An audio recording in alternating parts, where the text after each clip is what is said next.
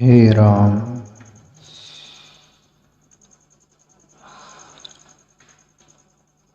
मयि सर्वाणि कर्माणि सन्न्यस्य अध्यात्मचेतसा निरासे निर्मम भूत्वा युद्धस्व विगतज्वर। इसलिए अर्जुन, मुझ अंतर्यामी परमात्मा में लगे हुए चित्त द्वारा संपूर्ण कर्म को मुझ में अर्पण करके आशा रहित, ममता रहित और संताप रहित होकर युद्ध कर।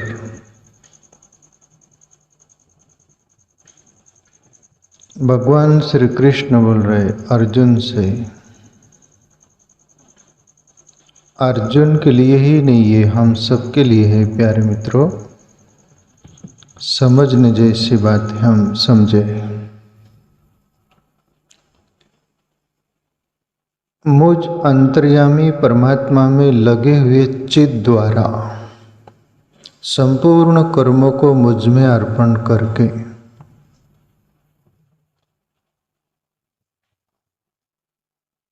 पहली बात प्यारे मित्रों, अंतर्यामी परमात्मा के बारे में प्रभु श्री कृष्ण बोल रहे हैं।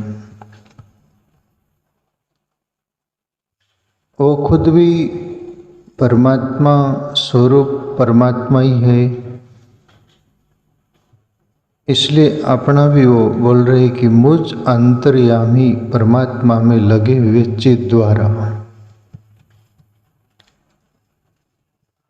बहुत महत्वपूर्ण इम्पोर्टेंट बात ये बोल रहे प्रभु श्री कृष्ण अंतर्यामी परमात्मा के बारे में। हम भगवान को भी माना करते हैं तो अनेक हमारे से भी बांटे हुए हैं। प्रभु श्री कृष्ण उस परमात्मा की बात कर रहे हैं, उस ब्रह्म की बात कर रहे हैं जो सबके अंदर रहता है अंतर्यामी रूप में।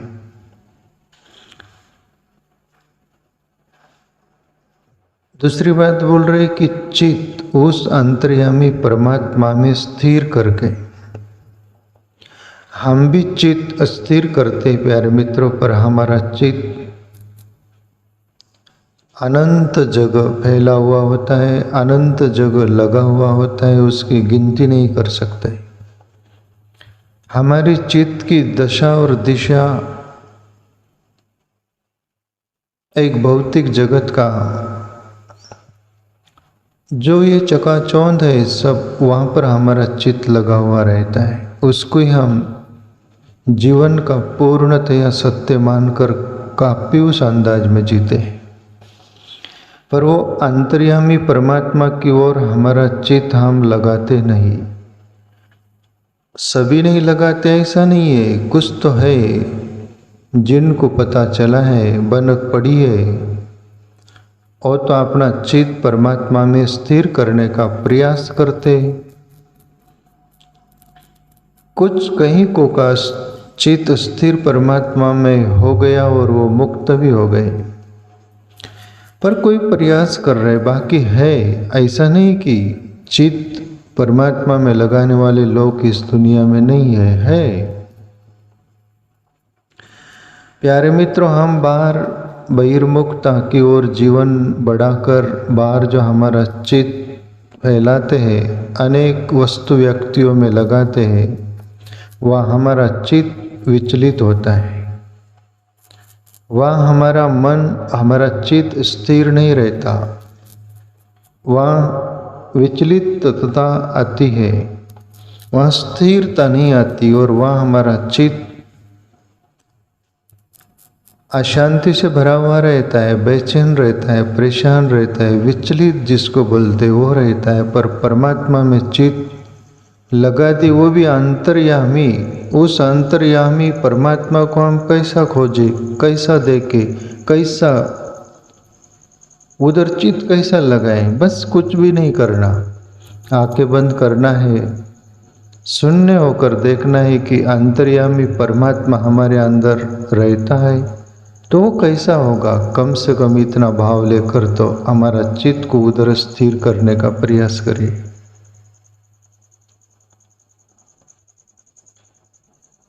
दूसरी बात प्रभु श्री कृष्ण बोल रहे, संपूर्ण कर्म को मुझ में अर्पण करके। प्यारे मित्रों, हम कर्म करते हैं पर वो कर्म के कर्ता धर्ता हम ही अपने को मानते हैं, इसलिए हम दुखी और सुखी होते रहते हैं। क्यों? हम कर्ता धर्ता दोनों मान लेते हैं। प्रभु श्री कृष्ण बोल रहे कि संपूर्ण कर्मों को मुझ में अर्पण करके मुझ अंतर्यामी परमात्मा में सभी कर्म को सौंप दे। सभी कर्मों को हम यदि परमात्मा को सौंप कर वो कर्म करते हैं तो फिर वो कर्म तो हमारा रह जाता नहीं, वो कर्म हमारा रह जाता नहीं, फिर हमको सुख दुख हो नहीं सकता, सुख दुख हमको व्याप नहीं सकता। क्यों? वह हम मिट जाते हैं। न करने वाले और न करने वाले, परमात्मा ही सब कुछ कर रहा है, वो हमारे अंदर भाव आ जाता है। इसलिए प्रभु श्री कृष्ण बोल रहे, अर्जुन संपूर्ण कर्म मुझ में अर्पण करके। तीसरी बात बोले आशा रहित। आशा रहित प्यारे मित्रों, आशा के सारे दुनिया जीती है काफ़ी मात्रा में। आशा नहीं रहे तो कुछ करेंगे भी नहीं, वो निठल्ले रहेंगे। पर आशा से हम कुछ हमारा मन और चित्त को जोड़ देते हैं, हमारा लक्ष्य बना लेते हैं आशा के साथ कि हमें इतना कुछ मिलना चाहिए। आशा के सहारे जिया जा सकता है, जीते हैं, जी रहे हैं। आशा नहीं हो तो जीने का आशाई जीवन बोलते हैं और निराशाई मृत्यु बोलते हैं। आशा के सहारे जिया जा सकता है, जीते हैं, जीते रहते हैं, पर आशा के साथ हम हमारा वो लक्ष्य न जोड़ ले कि बस ये हम आशा कर रहे ये पूरी होनी ही चाहिए। और ऐसा यदि हम मान लिए और वो आपकी आशा पूरी नहीं होती तो आपके हाथ निराशा हाथ लगेगी। आशा का दूसरा रूप है निराशा, और निराशा से दुख पैदा होता है, हमें कष्ट होता है, बेचैनी होती, परेशानी होती। जैसे हमने इतना टारगेट रखा था वो पूरा नहीं हुआ तो फिर दुख होगा कि सुख, शांति मिलेगी क्या अशांति। इसलिए कर्म करे, हमारा फर्ज निभाए, हमारा कर्तव्य जो है उसको पूरे प्राण से निभाए। पर वो उसके साथ हमारा संकल्प न जोड़ दे तो फिर कभी दुख नहीं होगा। इसलिए प्रभु श्री कृष्ण बोल रहे, अर्जुन आशा रहित। आशा रहित तो वैसे ही हो जाता है जैसे आप रोड से जा रहे हैं, एक्सीडेंट हुआ किसी का, आपका उससे आशा भी नहीं, कोई प्रकार की आशा नहीं, तो वो मर गए, कुछ हो गया एक्सीडेंट, तो आप बोलते रहे ठीक नहीं हुआ। वहाँ पर थोड़ा रुकते, आप देखते और चले जाते हैं। आपको सुख दुख होता है, कुछ इतना थोड़ा होता है कि जीव भाव है, अरे ये ठीक नहीं हुआ। तो आशा के साथ हमारा वो कुछ जुड़ा हुआ रहता है अंतःकरण का, उसी से ही दुख और सुख होता है। इसलिए आशा रहित प्रभु श्री कृष्ण बोल रहे। चौथी बात बोल रही ममता रहित। ममता प्यारे मित्रों, ममता के अंदर राग होता है और मिश्रित मोह होता है। राग और मोह एक सिक्के के दो पहलू जैसा मान लो। ममता लगाव होता है, फलस्वरूप मोह होता है। ममता रहित कर्म करे। और यदि परमात्मा हमें ही सब कर्म सौंप दिए तो फिर इतनी झंझट भी करने की जरूरत नहीं। पर इतनी झंझट से तुम गुजर रहे हो तो फिर इतनी बातें ख्याल रखना पड़ेगी। और पूरे परमात्मा पर ही सौंप दिए तो झंझट ही नहीं फिर। और संताप रहित होकर युद्ध कर। प्रभु श्री कृष्ण के लिए भी युद्ध करने के लिए बोल रहे संताप रहित। अभी संताप क्यों होता है? त्रिताप तो है जीवन में, पर संताप भी है उसका बॉस।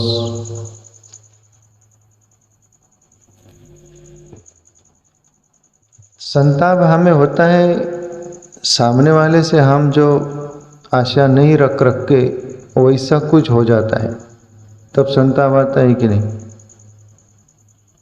सामने वाले से आप ऐसा भाव रख के बनाए रखे कि भाई ये हमारे साथ सलूट अच्छा ही करेगा, और सामने वाले ने सलूट आपके साथ अलग से किया, तब आपको संताप होता है कि क्या होता है? अपन बोलते अरे यार मेरे को वो बोला ना, संताप हो गया। अरे वो ऐसा किया, मेरे को संताप हो गया। क्यों? तुम वैसे चाहे नहीं थे और तुम्हारे विपरीत हुआ, फिर संताप होता है। तो यहाँ पर चाहना भी नहीं, अपेक्षा ऐसी रखना भी नहीं। अपेक्षा से ही सभी कुछ होता है, संताप भी। वहां पर क्या लाना चाहिए फिर हमें? यदि आपकी वो मनस्थिति ऐसी बनी नहीं है सामने वालों से और विपरीत एक्शन हुआ है, तो आपको विस्मितता आएगी। विस्मितता का अर्थ होता है एक आश्चर्य जैसा। आप मुस्कुराओगे बारीक, अरे यार मैं ऐसा सोचा नहीं, ऐसा उसने किया। संताप नहीं होगा, मधुर हंसी आएंगी, उस पर आश्चर्य आएगा। तो ऐसे अपेक्षा भी नहीं रखिएगा। इसलिए प्रभु श्री कृष्ण बोले संताप रहित होकर युद्ध कर। अर्जुन के लिए तो युद्ध रण में करने के लिए बोल रहे वहां पर कुरुक्षेत्र में, पर अपन वे जगत रूपी भूमि पर युद्ध ही चल रहा है। सुबह से उठते तो शाम तक युद्ध चलता है। और जो अंदर बस गया फिर वो मन में चलता है, अंदर सूक्ष्म शरीर तक जाता है, फिर अंदर भी युद्ध चलता है, स्वप्न में भी चलता है। मनी वसे ते स्वप्ने दिशे वाली बात हो जाती है। दूसरा सूत्र प्रभु श्री कृष्ण बोलते हैं,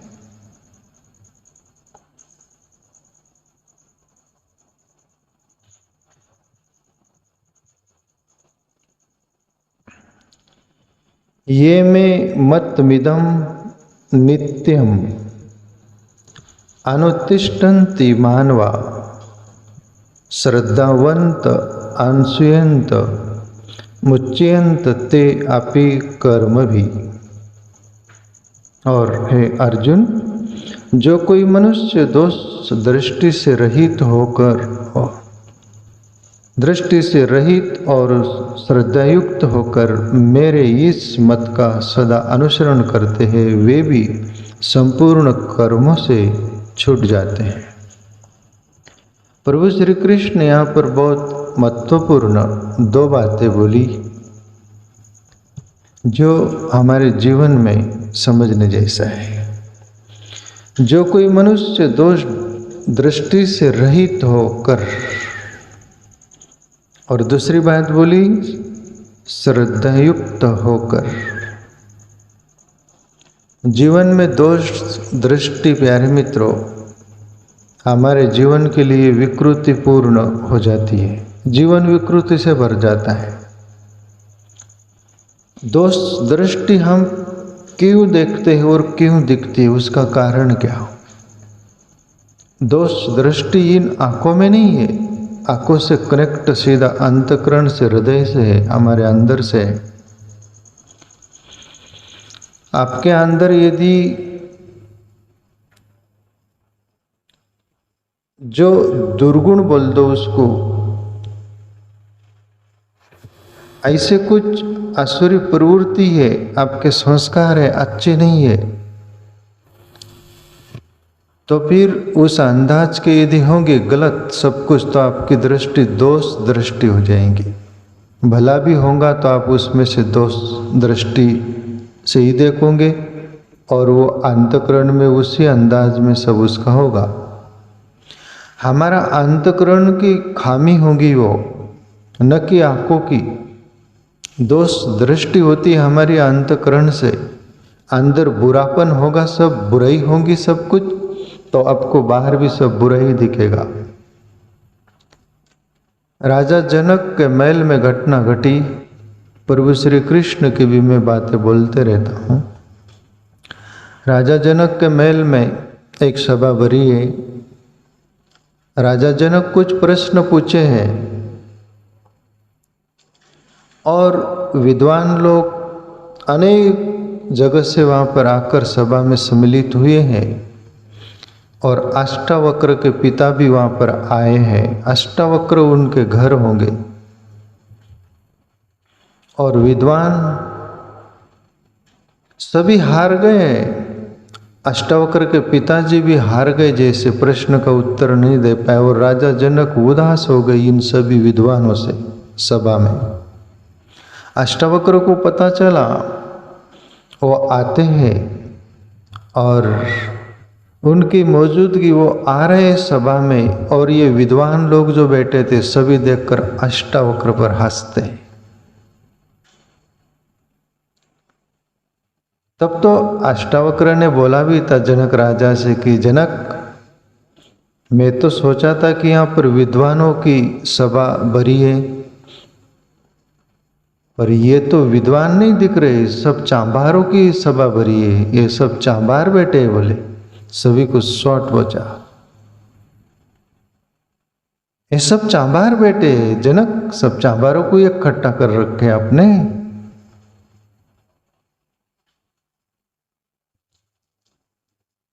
अष्टावक्र परम ज्ञानी पुरुष थे, उनको ज्ञान नहीं दिखा। वह तो प्रश्न भी पूछा गया, वो विद्वान लोगों ने प्रश्न भी किया कि हम चांबार कैसे, तो बोले ये चमड़े को और शरीर को देखा टेढ़ा मेढ़ा, उससे ही आपने गिनती की, मेरे अंदर वो ज्ञान आपको दिखा नहीं।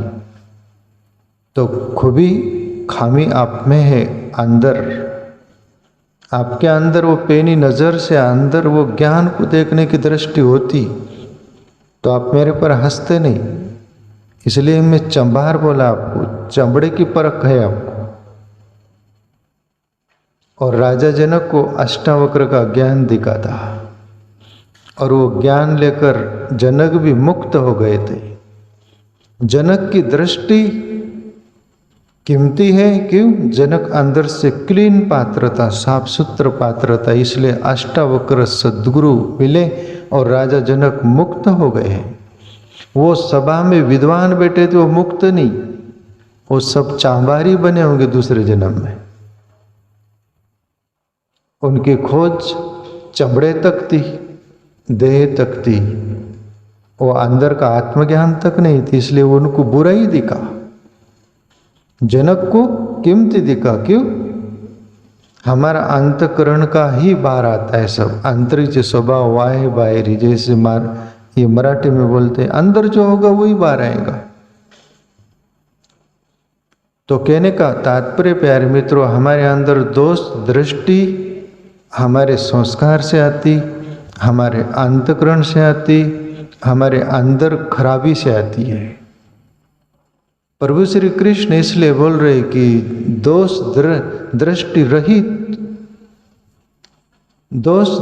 रहित वही व्यक्ति होता है जिसका अंतकरण साफ सुथरा। दूसरी बात, अभी अंतकरण भी साफ सुथरा कैसे होगा, ये भी एक समझने जैसा है। प्यारे मित्रों, ईश्वर भजन करो, कोई भी नाम हो उसी के ही नाम है, और उसके कोई नाम नहीं, पर श्रद्धा भाव से कोई भी नाम तुमको रुझ जाए, जच जाए, पसंद आ जाए, तुम्हारा अंतकरण गवाही दे, ले लो, जपो, नाम जपो। बहिर्मुख है, ध्यान धारणा आजकल होता नहीं, 1 मिनट आंख बंद नहीं होती मानव की। अभी सोने के लिए आंख बंद होगी, वो ऑटोमेटिक होती, वो ऐसा बंद करने की होती तो करता भी नहीं मनुष्य। पर नींद आती है तो ऑटोमेटिक वो तभी भी ध्यान जैसी मुद्रा होती है, आंख के ऊपर चढ़ने लगती, सो जाता है। अपने आप प्रक्रिया है, इसलिए आंखें बंद होती, वो आंखें बंद नहीं करता। ऐसा करता तो ध्यान में बैठा उसको तो कर लेता है कि नहीं बंद, पर करना चाहता नहीं। तो दोष दृष्टि अंदर का अंतकरण साफ सुथरा होगा प्यारे मित्रों, आत्मचिंतन से, ईश्वर भजन से, भक्ति से। दूसरी बात, प्रभु श्री कृष्ण बोले, अर्जुन श्रद्धा युक्त होकर, श्रद्धा युक्त होकर कोई भी मनुष्य प्यारे मित्रों जीवन में श्रद्धा नहीं है तो हमारा जीवन एक बोझ रूप हो जाएगा। हमारा जीवन संदेह से भरा हुआ होगा, हमारा जीवन तार्किक होगा, हमारा जीवन जहाँ प्रश्न नहीं उठाना चाहिए वहाँ प्रश्न उठाएगा। श्रद्धावान व्यक्ति प्रश्न नहीं उठाता, वो श्रद्धा हृदय की होती है। तो श्रद्धा युक्त प्रभु श्री कृष्ण बोल रहे, हम श्रद्धा पर तो जीवन चलता है कि नहीं है, पर वो श्रद्धा हमारी सहज हो जाती है। आप बस में बैठे हो तो ड्राइवर पर भी श्रद्धा करते हो कि नहीं, और यदि श्रद्धा नहीं होगी तो आप बैठोगे ही नहीं, एक्सीडेंट कर देगा तो किधर भी गाड़ी खाई में ले जाएगा। तो ट्रेन में बैठते और जो ट्रेन ड्राइवर जो होते हैं उनके उन पर भी ट्रस्ट विश्वास होता है तभी तो बैठते ना, नहीं तो टिकट लोगे क्या।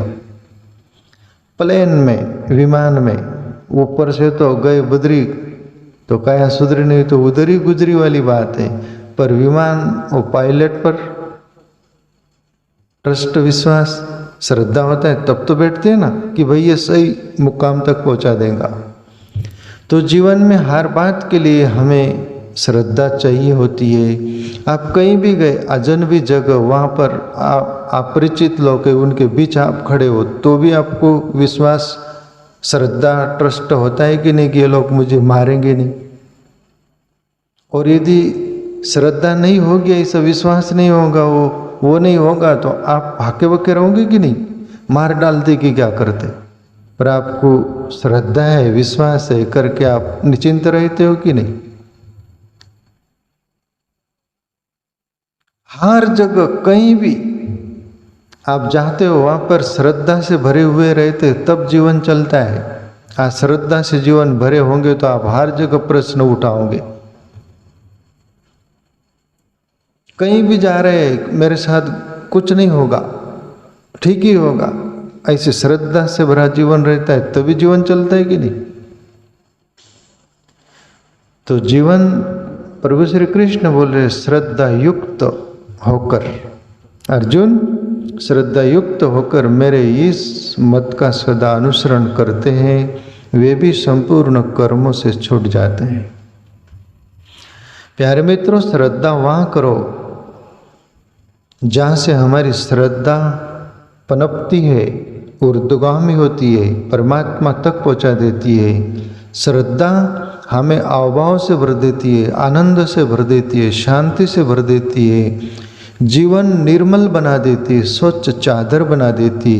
ऐसे उत्कृष्ट महापुरुषों की, उत्तम पुरुषों की, उन पर श्रद्धा कर कर उनकी जो बातें हैं उसको हृदयस्थ करके अपने जीवन में उसका अनुकरण करे।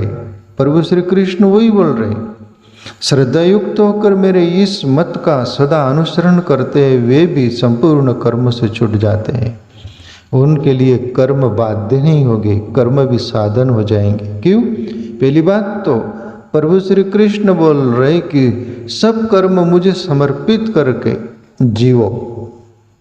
तो प्यारे मित्रों, जीवन में तूच करता आणि करविता शरण तुला भगवंता। मराठी में बोले प्रभु तू ही करता और तू ही करवा लेता है, आपकी शरण है हम माध्यम है, हम बांस की पोंगरी है उसमें शोर तेरे तू ही बजाता है, हम निमित्त है। पूरे कर्म जो भी कुछ कर्म कर रहे सब उसको सौंप कर जीना तो आप निर्भर जिंदगी जीवोगे। एक आप करता धरता नहीं रहोगे, अहंकार पकड़ेगा नहीं। एक दूसरा दोष दृष्टि से रहित, देखना हो तो बुरे में से भी अच्छा ले लेना, गुण लेना, बुरा हो तो उसको छोड़ देना, उसको अनुकरण मत करना और श्रद्धा युक्त होकर जीना। और अपने बड़े वरिष्ठों का जो हमारे से आगे पहुँचे हुए उनकी हर बात हृदय से स्वीकार करके जीवन में उतारना प्यारे मित्रों, तो अपना जीवन भी उन उत्तम पुरुषों की तरह हो जा सकता है, इसमें संदेह संशय नहीं। बस ये 2 सूत्र पर हित में।